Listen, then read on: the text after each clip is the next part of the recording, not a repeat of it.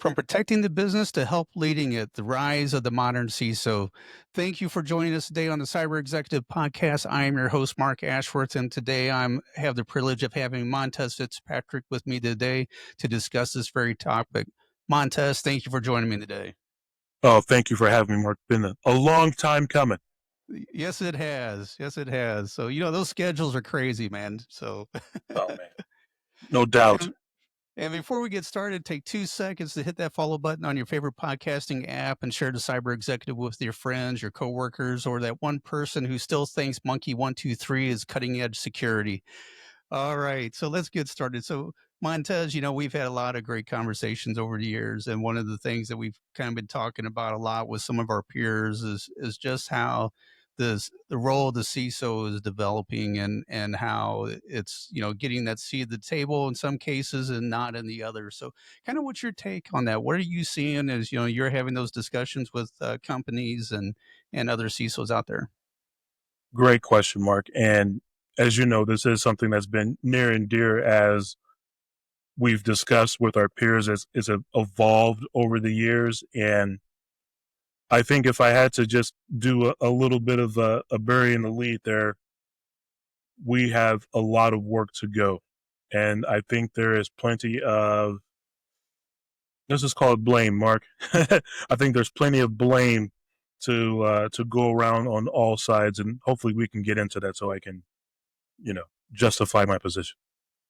Yeah, and let's give credit where credit is due, right? The CISO role is probably one of the newer of the officer roles out there. Now you have maybe the chief AI officer and that sort of things, and they're probably going to have the same struggle as the CISOs had to really get that seat, get the respect out there. But I think with the SEC and a lot of legal type issues that's out there, that that need to have someone looking over cybersecurity is top of mind, and a lot of the polls from NACD kind of shows that same thing. So when you're talking to people, what sort of challenges are you seeing? I know one of them is around who their CISO's reporting to. So Oh, that's where a are hot you button. seeing things? That's a hot button. Well, one, I wanted to make a comment on the SEC, and I know we've had separate discussions on that earlier, and that was a piece of, not necessarily legislation, but that was one that we were kind of, you know, penny on, and it was ended up being a little bit disappointing for sure. What ultimately ended up coming out there, as far as the responsibility, as far as the CISO reporting structure, man, that's a challenging one. So inside of the you know when you talk about that, it's either one or two places, right? So inside of the CIO org or outside of the CIO org. Inside of the CIO org, certainly you can do a lot more because you're inside, right? If you have a great working relationship, there's a lot that can be done. And someone who can lead by influence and as good at that, absolutely really doesn't matter where they report into. And then, but there is something of the fact that, for us, and maybe we're the only ones who think it, that we're really more or less a peer of the CIO.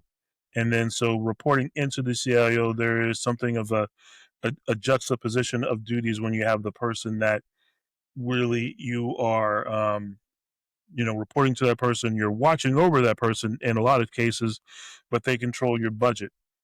One point that I wanted to bring up, Mark, and maybe this isn't the format where you're asking the questions, but I want to ask a question to you. You know, they say in a well formed like security program, the security budget is 6.5% of the IT budget. What are your thoughts on that?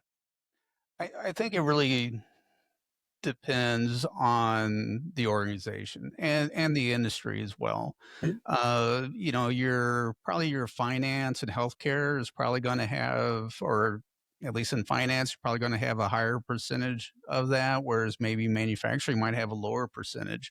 Um, of the overall IT budget. And so it really kind of, I think it depends. And I wouldn't necessarily use that as much of a guide or a method of determining, the power or the strength or whatever. Power is the wrong word for that, but, or but just, I don't know if I would worry about that as much as how much the security program is identifying the risk and communicating that risk. And, as controls are put in place and as the amount of resources needed, that's going to grow that budget anyway. And it also depends on how active and how much the overall IT budget is really doing for the organization anyway. And so, I think each industry is going to be a little bit different. Oh, I love that answer, and I want to say that I think that power isn't a dirty word there, especially when you talk about the certainly we read about the keys to influence and all that, and Yeah. power is not a dirty word. I personally think that the 6.5% is something of hogwash there. I can tell you that at least for among our peers, that I think the overall general consensus is, and I think probably the same thing on IT as well, is that we're really under resourced by significant margin there, and so I don't ascribe to the 6.5% or whatever 5 to 7% that that's kind of out there. Yeah, I think it's all about, I said all, through most of my career, it's all in the presentation, right? And I think it's how you present, what your needs are, and having those executive conversations and with finance and the CEO and the exec committee or the CIO, whoever, and really, identifying, hey, these are the business risk, and then translating that business risk into dollars and to help justify why you need these extra dollars to put controls in place or to get resources or maybe a third party solution or like an MSP or something along that line in order to help protect the organization. So it's all, I think, on how you present that and communicate that upwards. Oh, again, 100%. I really want to really kind of nail in or needle in on maybe this dead horse about the reporting structure. And I think eventually, if we ever are to make or have the C and the CISO title be a capital C and not a lowercase c, we have to get out from underneath the CIO, especially if the CIO themselves don't actually report to the CEO. And so, like, man, like, it's a CISO that is 3 levels down from the CEO. Like, really, are you a CISO at that point? Yeah. And I think it depends too on, is there a different communication channel? Is there a dotted line? Because some Mm, organizations, it might just be you're reporting to the CIO, and then where that goes up, is nothing. But if there's maybe an executive risk committee or something that has other executives in there to where you can be communicating those risks on a regular basis to, that helps with that communication line that, in case there's disagreements between you and the CIO or even the CTO, at least there's a different way to get those risks up into the executive level, maybe even the One- board level. 100%. Completely agreed. I think, and that is the way to go, I believe. And so, just so long as I think that that's really when you have one, you have to have a great working relationship with the CIO, regardless of the reporting relationship. If you do report into the CIO, even if you're 3 levels down, I think that you absolutely can influence enough to still make that C a capital C. It just has to be that relationship that you have with the CIO, and also understanding that you do have this direct line into you know senior senior exec, the EVP or the board or what have you, if it's a audit committee or wherever it is, they stick your reporting line through from a managerial director. standpoint. So Yeah, and I hope too that most boards are more cyber conscious than what they were maybe 5 years ago. Especially once, there were lawsuits from the SEC and the executive letters that came out from, the last couple administrations in the White House and then all the bad press. And I think Colonial Pipeline was probably one of the big ones that kind of helped with that to get, some board visibility and then getting, people to start asking, hey, what are we doing from a cyber perspective and all the ransomware attacks and everything else. I think that's helped out a lot, at least to make awareness in those executive levels. It might not be top of mind all the time, but that's where, keeping that communication channel, I think, is important. again, I think that's a great thought, and 100% agree with you. One thing, remember, I think at the opener I said something about there's plenty of blame to go around, and I want to point a bunch of fingers right back at ourselves and myself.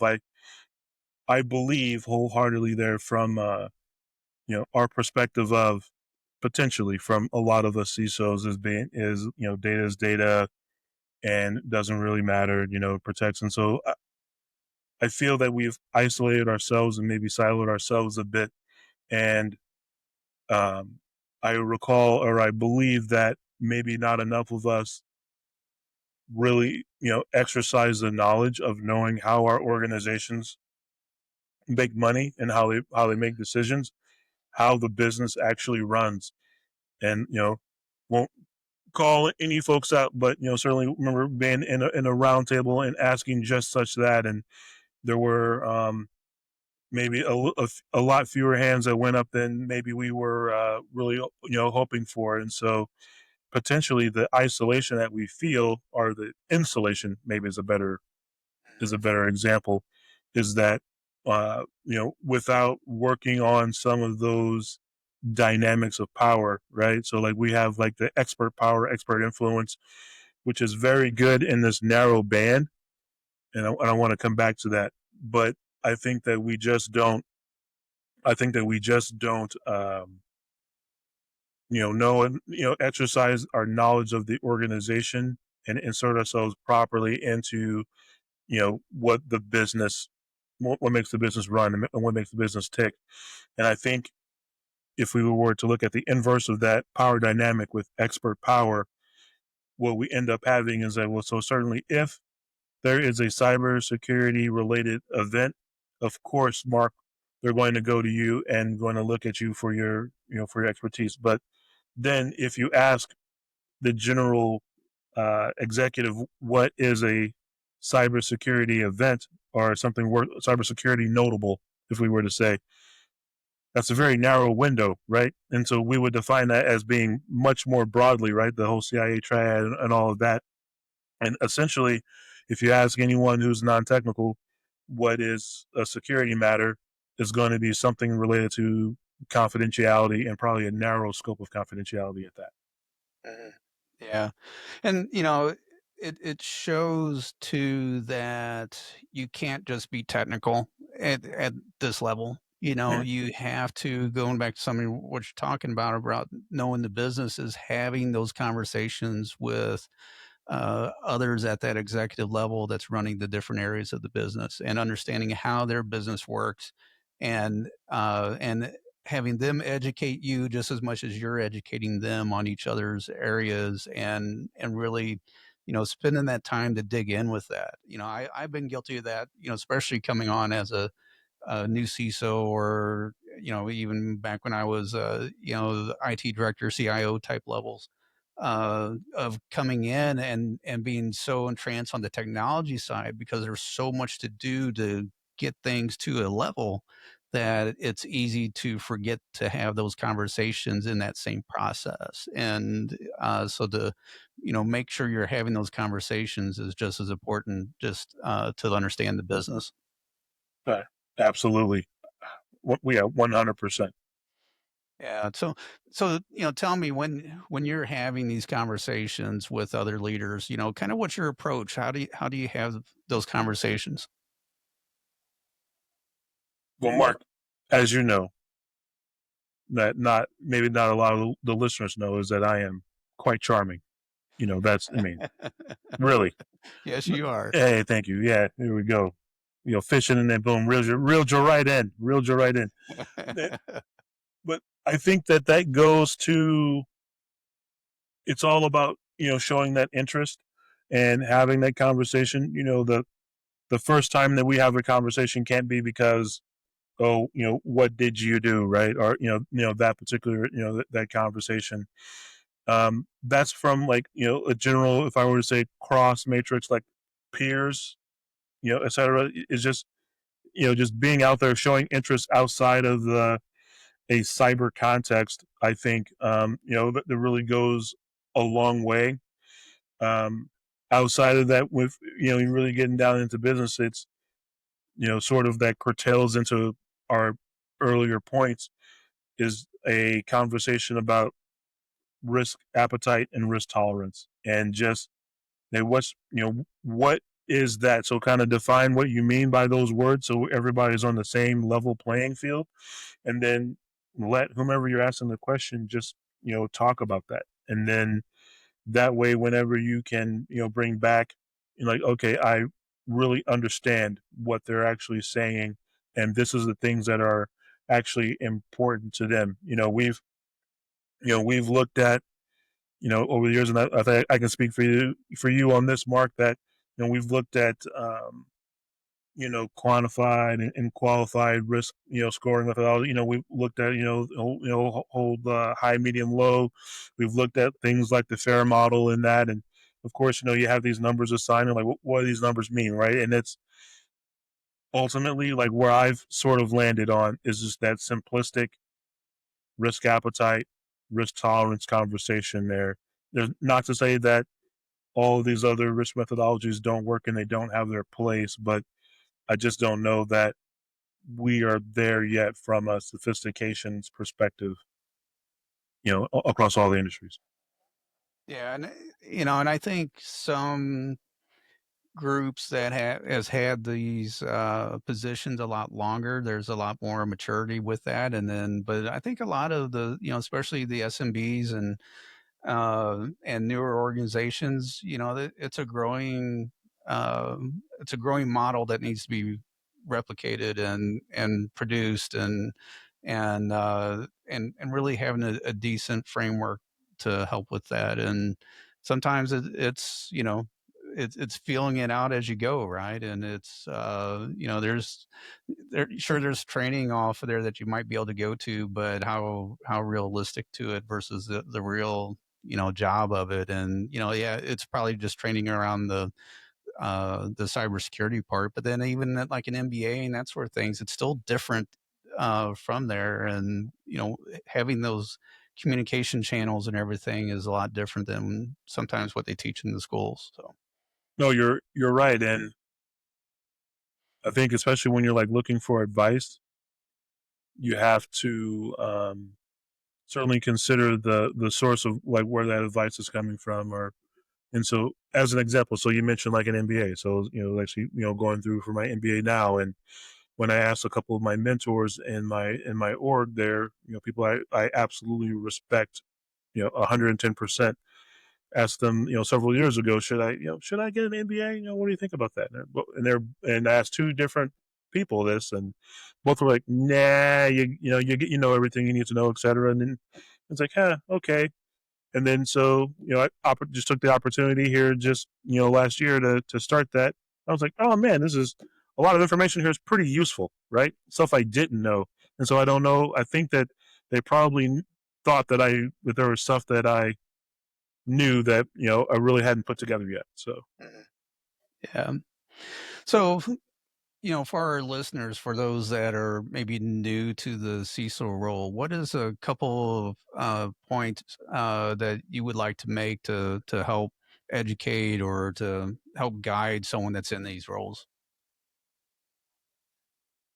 do a lot of listening, find your data. And so I think that overall, a lot of organizations do a very poor job of understanding where all the data assets are. And maybe it's just an insurmountable goal, but if that's your job, if you're a CISO and you have information technology, certainly now a little bit different if we're looking at operational technology stuff, but information technology, our job is to secure the data as best as we can, understand that, and then understand where your data is, and then secondarily, you know, we need to get we need to migrate. This Montez's personal opinion here. I think we need to migrate from security of being like, well, nothing bad will ever happen. I mean, there is a lot of cases where we are just looking at risk, and you need to have really good conversations about what risk means and what it is, and what the chances for having your adversaries and the chances for having something happen from a threat actor, or something unintentional from internally there, right? A mistake, like having real good sense of what that is, because we're not a shield, right? We help mitigate risk and lessen the chance, but it's not ever going to be zero. So Yeah, and I think too, it's building those internal partnerships as well. You have to build those partnerships with cross-functional teams, whether it's with your counterpart, the CIO, or whoever, or other executives or leaders in the business, and really partner with them on how can you help enable the business from a security perspective and not hamper it. Because ultimately, if you're hampering the business and they can't make money, then we're not, it's not going to be sustainable. So. so that's a great point. But a question for you, Mark, since you have had your feet in both sides of it, right? The CIO side and the CISO side. So, like, where do you see, like, just honestly, like, do you see the CISO as is it more of a peer, or is it more of a subordinate type role to the CIO?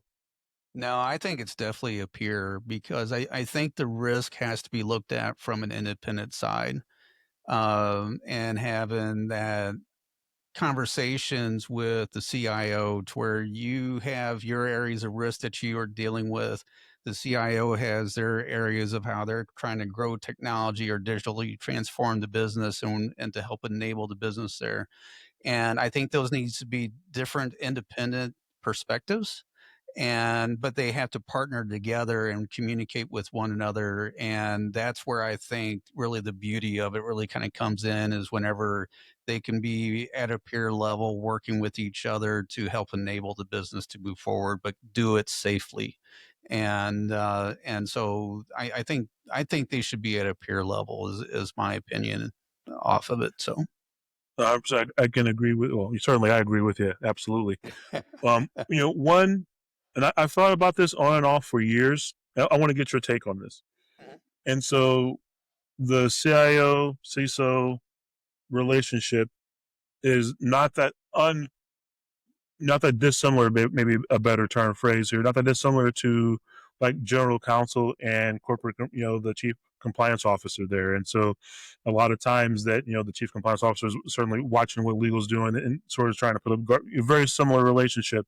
And a lot of times it's not uncommon, of course, as you know, for a chief compliance officer then to, certainly report into the, general counsel or chief legal or whatever the organization is. I wonder if there might not be an opportunity for CISOs and chief compliance people just to kind of get together and share notes, because certainly I believe chief compliance officers have been around for much longer than CISOs have, and but maybe because I'm doing this comparison, maybe they haven't figured it out either. So I don't know. Maybe that's not the best, but I don't know. Like, what's your thought on that? Yeah, I think that, because obviously all three that you mentioned, legal, compliance, and CISO, are all risk-based, positions in the organization, and they need to work very closely together and communicate because one, they're really almost three pillars, within the organization that, without them holding the business up, you can have collapse of the business. You could have legal issues that could bring business down. You could have cyber issues that could bring it down. You could have compliance issues that could bring the organization to a stop. So uh, any one of those, if they fall, can have a detrimental effect to the organization and the business. But I think when they work together very closely, and when I was at the bank, I worked very closely with our legal and our uh, compliance officer, and it was a great relationship that we had. And especially around the whole vendor management side, we worked very closely together with that on contracts and where we needed to go. When CCPA came out, and since we did business in California, there was a lot of conversations that the three of us had on, we need to watch out for this. How is this going to, where are we going to find this on the technology side? And then I would work with the technology teams to find out that information and bring it back and see where we're compliant with. And so I think it's a very close integrated group, and should meet regularly within the organization. Yeah, agreed there. There's another thing since we're getting things off our chest here, and another thing that I've been bemused about over the years, and I'll make a statement and to see if we're all aligned on it, and then I'll kind of go into the question. So the statement is, so let me say, information security, what we do was a spinoff from information technology. So the CIO, so it was a CIO responsibility, which is then curtailed off into a different domain, a different department, right? Okay, was that natural? So what I'm asking is, was that something that was like, okay, they took the crowbar and just chipped that piece of the rock off and say, okay, now this is something different where the CIOs are kind of like, whoa, hold on, wait, kind of thing. Or it's like, yeah, you know what? This makes sense. This is something that actually needs to happen. And this is a natural thing. So like, I guess what I'm sort of poorly describing or ascribing to is that, is this something that we're like, the CISO role was forced and shoehorned, which then naturally is going to make people sort of like fight it. The role existing, and we can talk about how long it took for us to like where we were fighting for like relevance, and we can talk about that part. Or like, yes, this is something that is supernatural and definitely needed to happen, and it needs to happen when it happened. Like what? Like, Yeah. So have you I ever want to thought hear about your that? take. Yeah. No, I want to hear your take before I give mine Ooh, off of that. So I I got a think good my analogy if you don't hit it first. So oh sure, yeah. So my analogy on it is that because the lagging in legislation, and that it was something of a shoehorn off in a lot of places. And I think instead of it, whether it could have come maybe naturally a little bit later. And I think you can argue, certainly there, some arguments to be made. Some people say that, the CISO role started in 96. I am, or maybe 85. I am of the opinion that unless you were working in like three-letter agencies and that, or maybe like universities that for doing like big things, that modern information security really didn't start until like the dot-com bursting around the 2001 to 2003. Like I think that's when modern infosec really happened. And so yeah, I mean that's kind of where I am. I'm kind of in like, maybe it was a little early, I don't know. yeah, I would put the timeline even later, You think so? where I would think in like the 2010s and later Yep. was really, with the exception of maybe your great big enterprises and the government, might have had starting to have a more mature cyber team. But I think it really came after that, as CryptoLocker became something, and which was one of the earlier ransomware Mhm. strains, and those sort of things really started, and cryptocurrency started to kind of come around. But I think my opinion is it became a natural spin off from the IT side, just due to sheer volume. It's kind of like a dam. If you look at the progressions of dams, it was okay for back in the day for just to have a little overflow. But as humans started damming bigger rivers, they had to have bigger gates and everything else, right? Yeah. And because the volume was getting so much, well, now the volume is so much that unless you're a really small company, you almost have to have a dedicated security person. And, much like with physical security, the bigger the organization, they have separate and have had for a long time a separate physical security group that's probably managing the cameras and alarms and fire alarms and all that sort of stuff because it's just so much work that has to do with that. And on the cyber side, it's just so vast and it's becoming such an impactful way of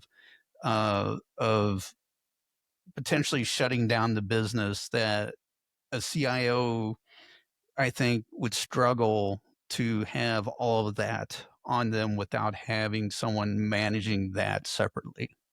I know myself, I used to have four teams, and one of them was security, and one was networking. That networking group, as important as they were, a lot of times pulled me away from the security side to where I couldn't concentrate on that. And so I had to have someone below me that was managing the security side just to make sure things were staying under that risk for those times that I'm being distracted by networking projects or physical security projects or financial crime projects that was going on.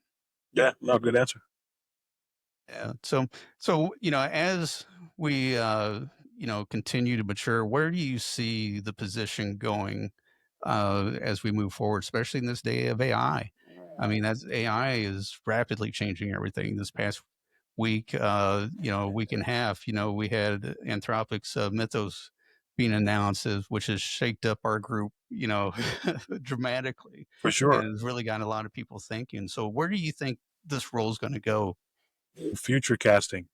Yeah.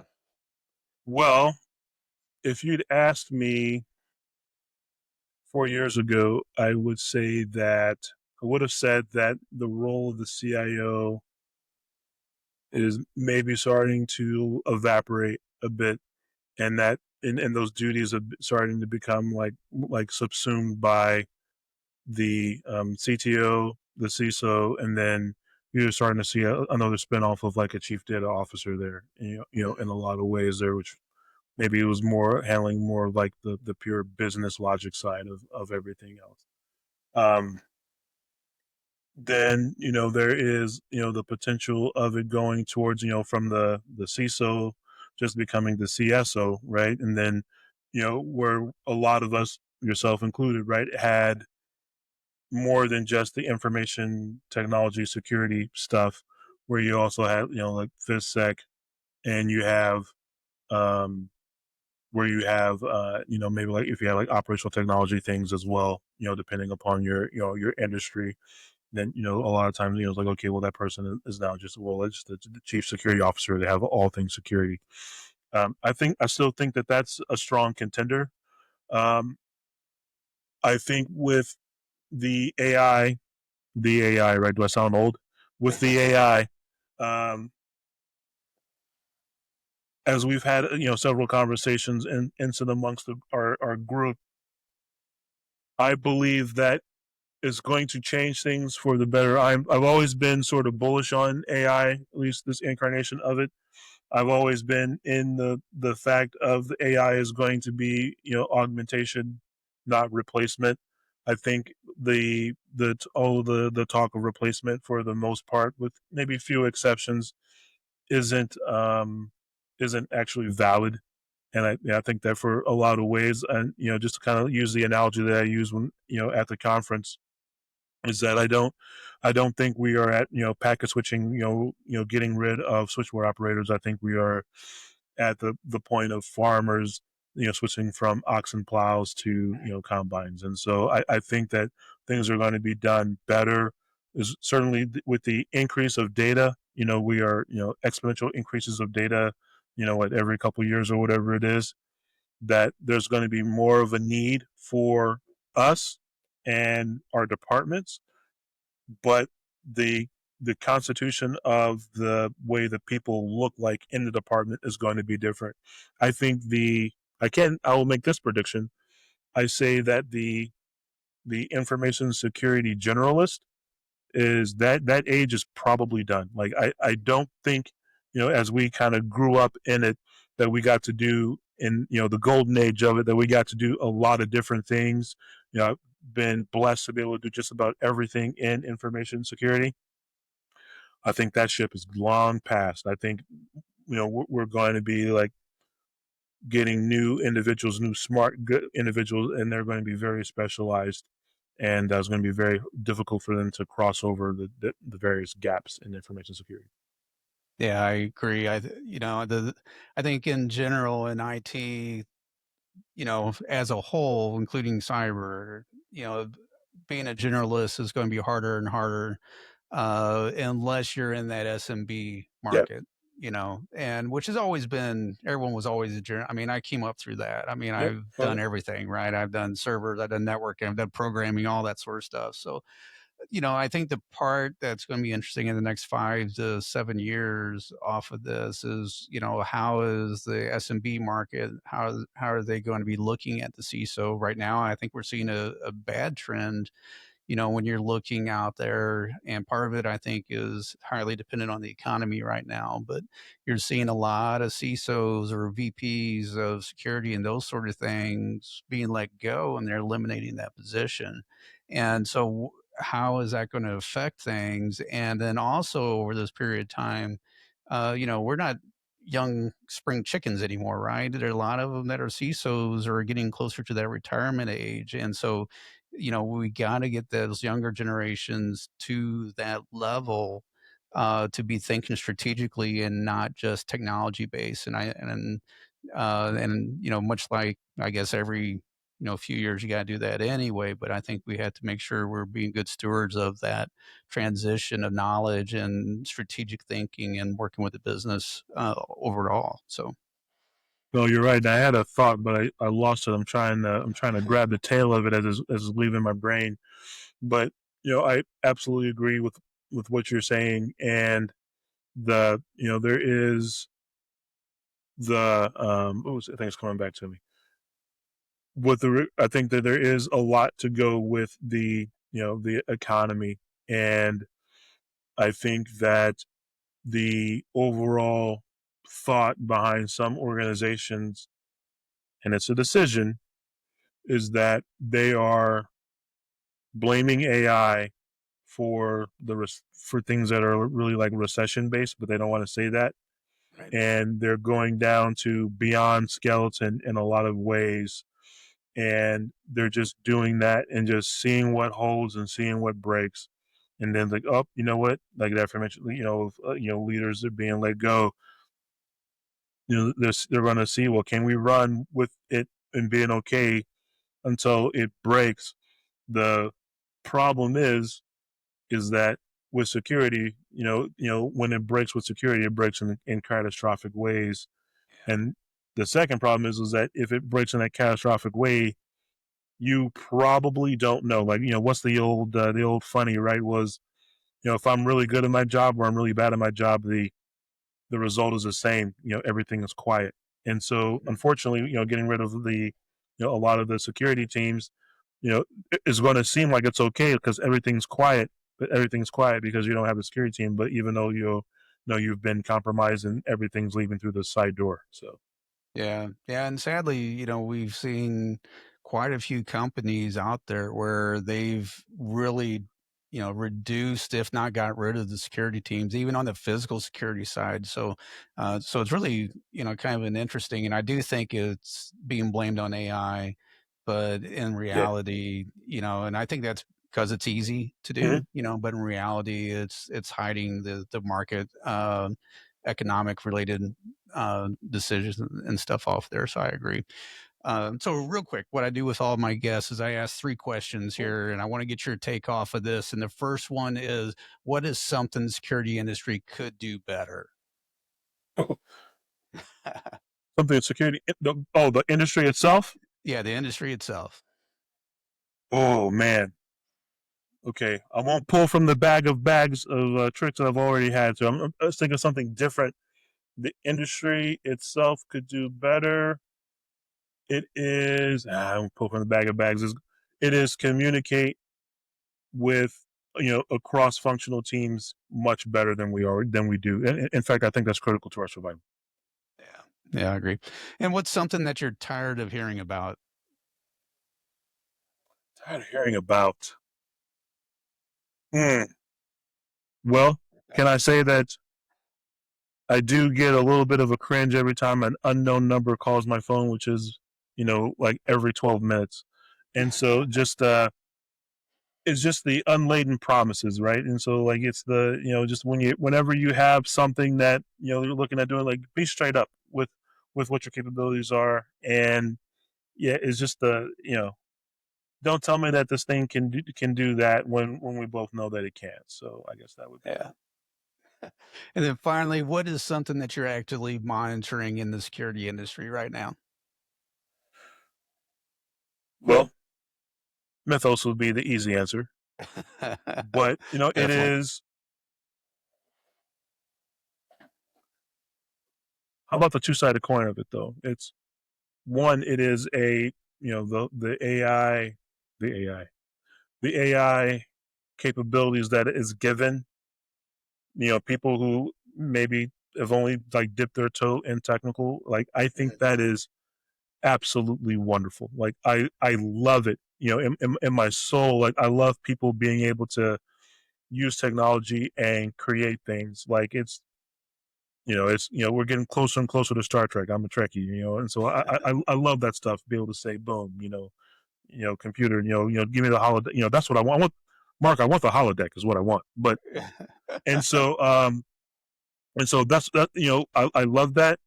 But in with like every new technology, as we both know, that we with new technologies we outkick our coverage very often, and coverage is like, okay, like we're doing things in ways that are sort of dangerous, and we know that they're dangerous.